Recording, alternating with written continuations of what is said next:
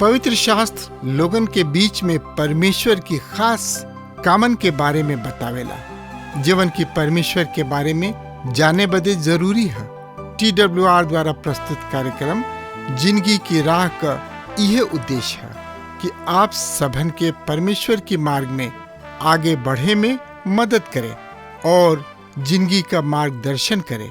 कृपा करके देखी सुनी ताकि परमेश्वर आपकी जिंदगी का मार्गदर्शक ठहरें।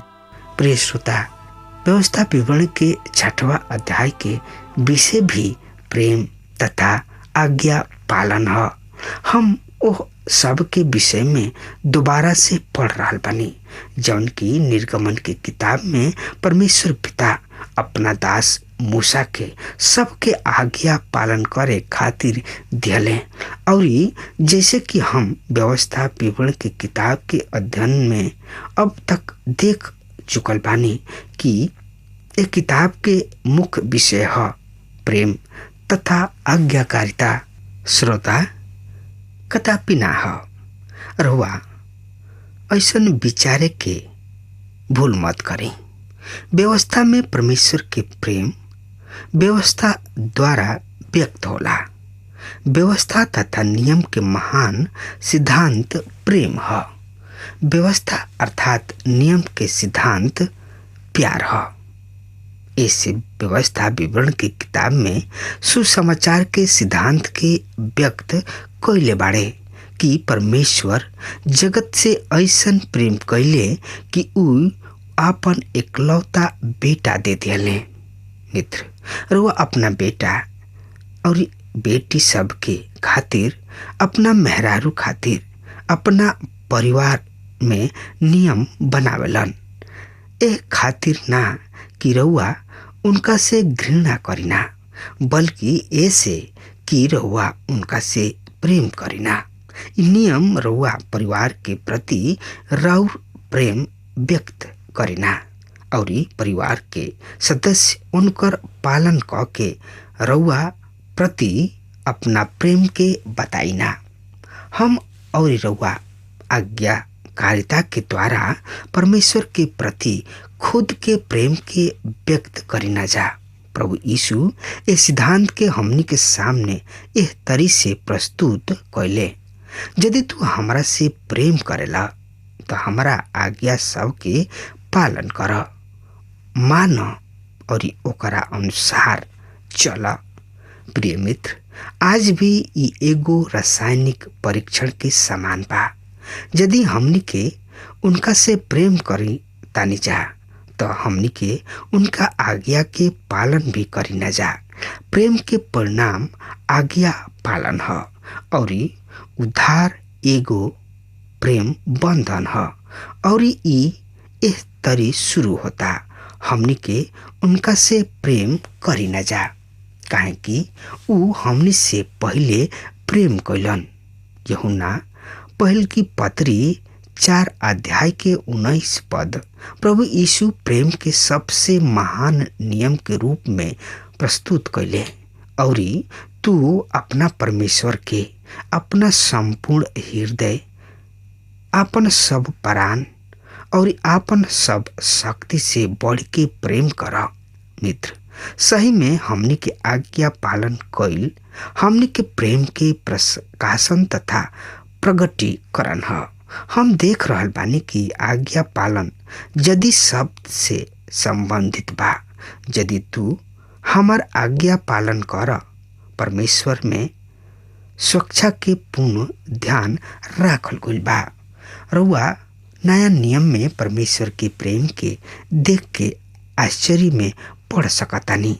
नया नियम में परमेश्वर के प्रेम मसीह यीशु के मानव रूप में जन्म तथा उनकर मृत्यु द्वारा प्रकट कइल गइल बा।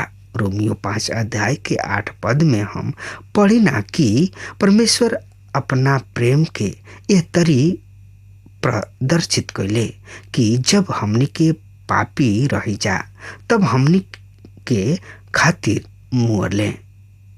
एगो प्रेम परमेश्वर सीने पहाड़ पर दर्शौले, दूसर का प्रेम ऊ कलवरी के क्रूस पर दर्शौले।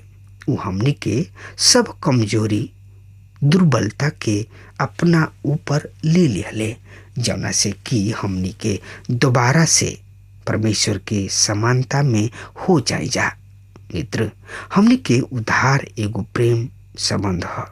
यूहन्ना रचित समाचार 4 अध्याय के 10 पद में प्रेम ई में नइखे कि हमनी के परमेश्वर से प्रेम कैनी जा, पर प्रेम इनका में बा कि ऊ हमनी से प्रेम कैलन और हमनी के पाप सब के प्रायश्चित के खातिर अपना बेटा प्रभु यीशु मसीह के भेज दिले। अध्याय 5-7 में मूसा 10 आज्ञा के व्याख्या दोबारा से कर रहल बने। तो आई मुख्य विषय के ओर चली जा।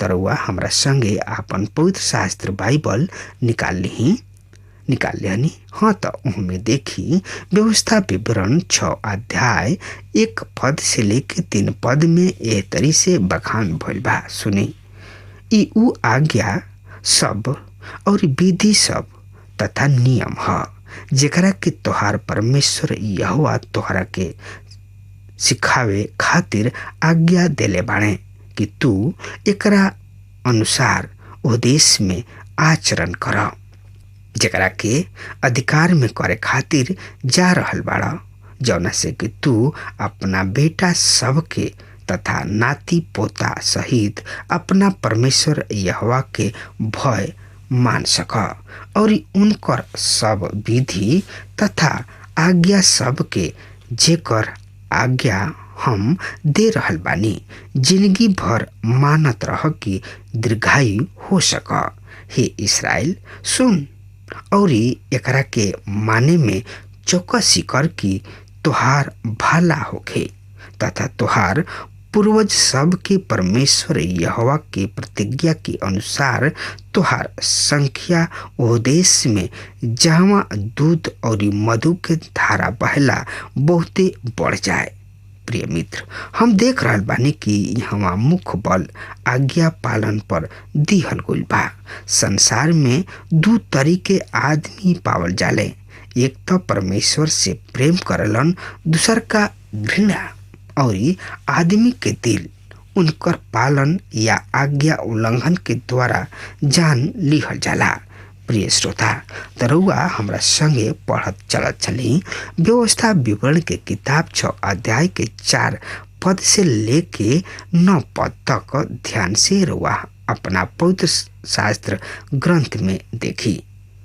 हे इस्राएल, सुन, यहोवा हमार परमेश्वर हमें, यहोवा एक ही बाणे।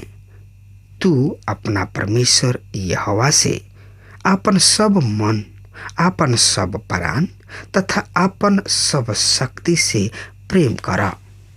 आज हम जौना वचन के आज्ञा हम तोहरा के दे रहल बानी ऊ तोहरा मन में बनल रहे और तू ओकरा के यत्न पूर्व अपना लइकन बच्चन के सिखइह तथा अपना घर में बैठावते राह में चलत फिरत तथा उठत बैठत समय उनकरा चर्चा कैल करिह।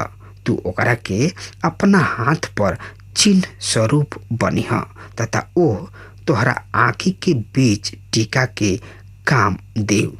तू ओकरा के अपना घर के चौकट और अपना फाटक पर लिखिह।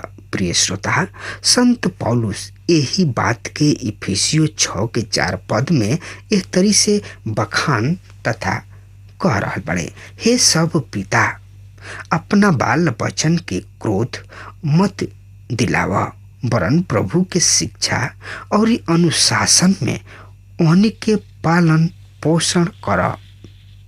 प्रिय मित्र, हम देख रहल बानी कि परमेश्वर पिता बाबू महतारी के ए बात के खातिर उत्तरदायी ठहरावतानन कि ऊ अपना बच्चन के परमेश्वर के नियम सब के अनुसार अनुशासित करे। पवित्र शास्त्र बाइबल ऐसा बहुते स्थान पर यह बात पर जोर दे के कहले कि अपना बाल बचन लइकन के उनका डर भय में तथा बाबू महतारी के उत्तरदायी बा कि ठीक ढंग से लोग बाल बचन के पालन करे और प्रभु परमेश्वर के डर भय में बढ़ावे फलावे फुलावे। नीति वचन 22 अध्याय के 6 पद में हम पढ़निहा कि बालक सब के ओही राह के शिक्षा द कि जौना पर ओकरा चले के बा, ताकि जब उ बूढ़ा हो जाए तब बहुओं ओ राह में ना फिरे।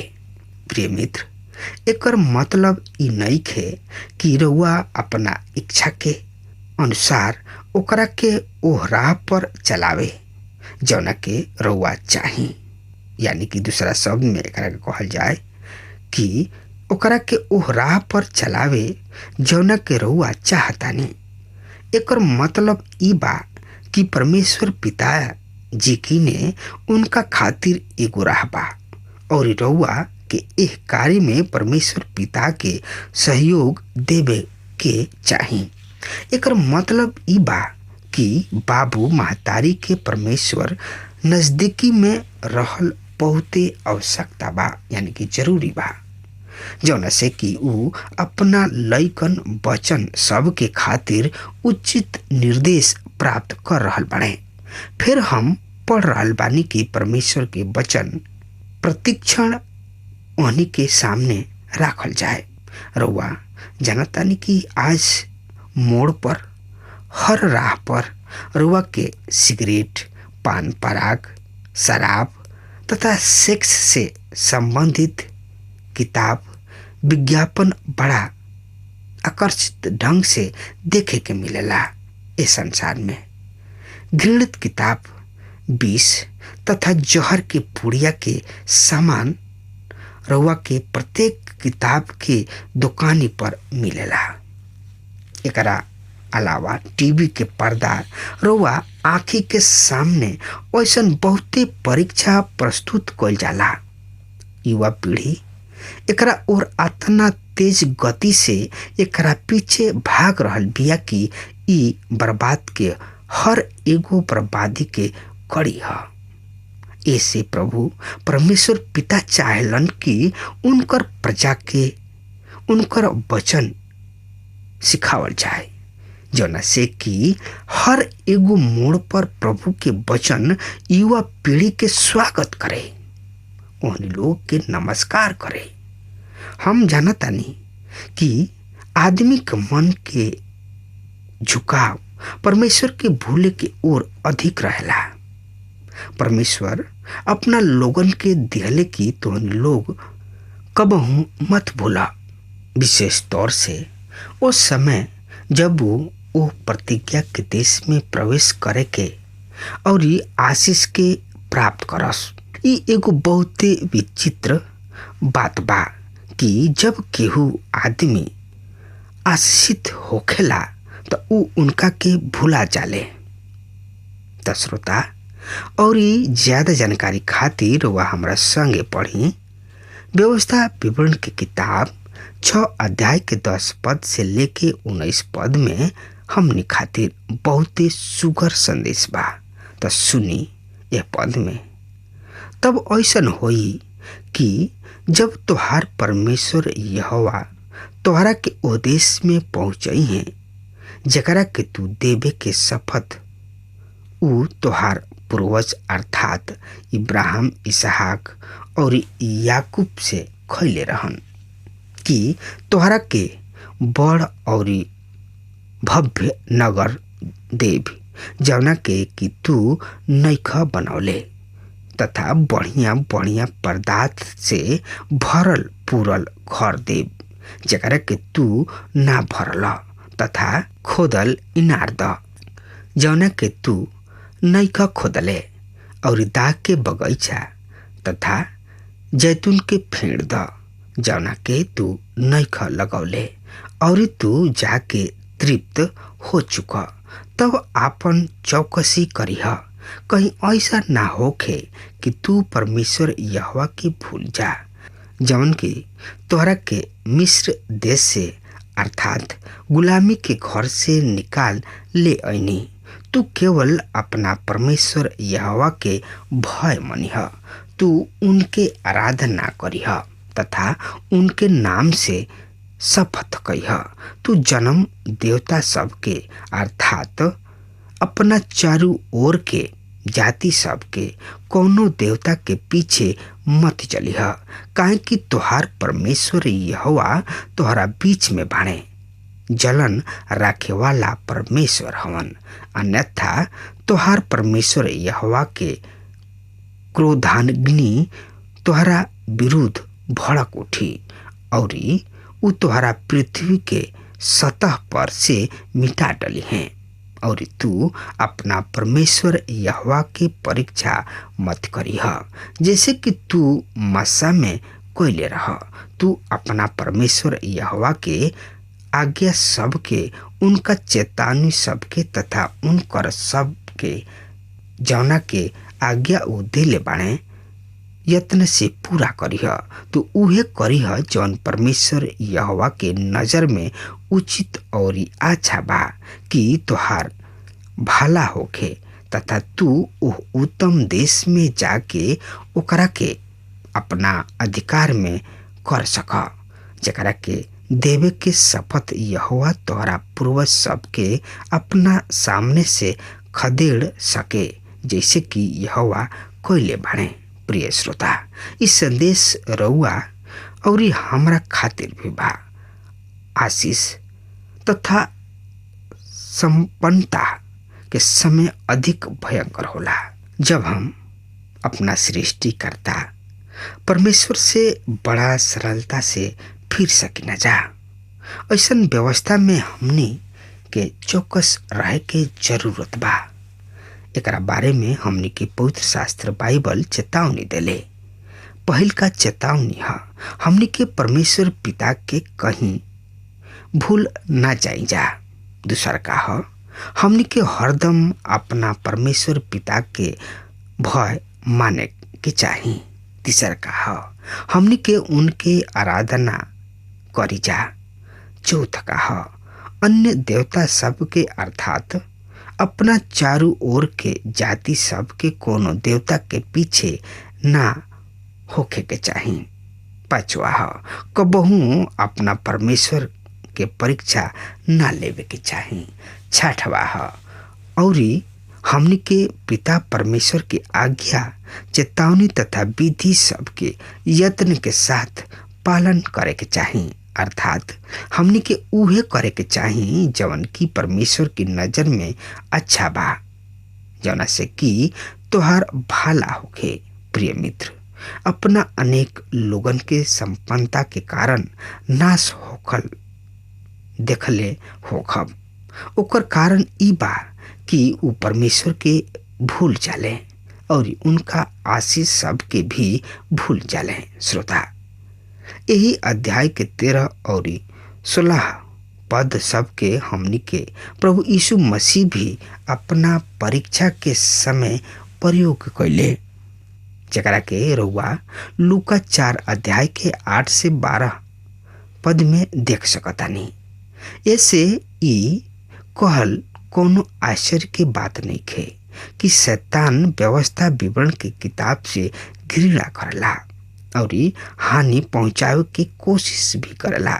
20 से 25 पद पढ़ी यही अध्याय के। आवे वाला दिन में जब तुहार बेटा तोहरा से पूछे कि परमेश्वर यहोवा जौना चेतावनी सब के विधि और नियम सब के माने के आज्ञा देले रहन ओकर का अर्थ, तब तू ओ पुत्र से कहिए हम तो मिस्र में फिरौन के दास यानी कि गुलाम में रही और परमेश्वर यहोवा हमनी के मिस्र से अपना भुजबल के द्वारा निकाल ले अले।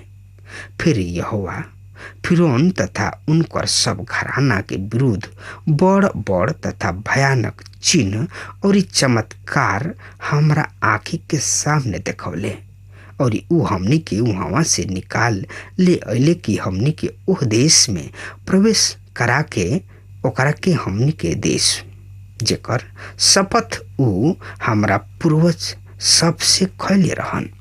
परमेश्वर यहोवा हमनी के ये सब विधि के पालन करे के आज्ञा देले कि हम इनका द्वारा अपना परमेश्वर के भय मानी, जौना से हमार भला हो गए। यदि हम उनका आज्ञा सबके अनुसार अपना परमेश्वर यहोवा के सामने ये सब के माने के चौकसी कर तो ई हमरा खातिर धार्मिकता होई। प्रिय श्रोता, अब हमार समय खत्म हो रहा बा, तब तक खातिर रउआ हमरा के आज्ञा दही। परमेश्वर रउआ के बहुते बहुते आशीष देस। आमीन। हमके विश्वास बा कि ई कार्यक्रम आप सब खातिर फायदेमंद सिद्ध भइल हुई। हम चाहतनी कि आप सब अपन अपन आशीष हमरों से बांटी। अगर आप सबके लगे बाइबल से चाहे आपकी निजी जिंदगी से कोनो सवाल होके चाहे कोनो समस्या खातिर प्रार्थना करावे चाहतनी तो हमारी फोन नंबर पर जरूर संपर्क करें। परमेश्वर आप सबके बहुत आशीष प्रदान करें और आज का दिन आप खातिर सुखद बनावें।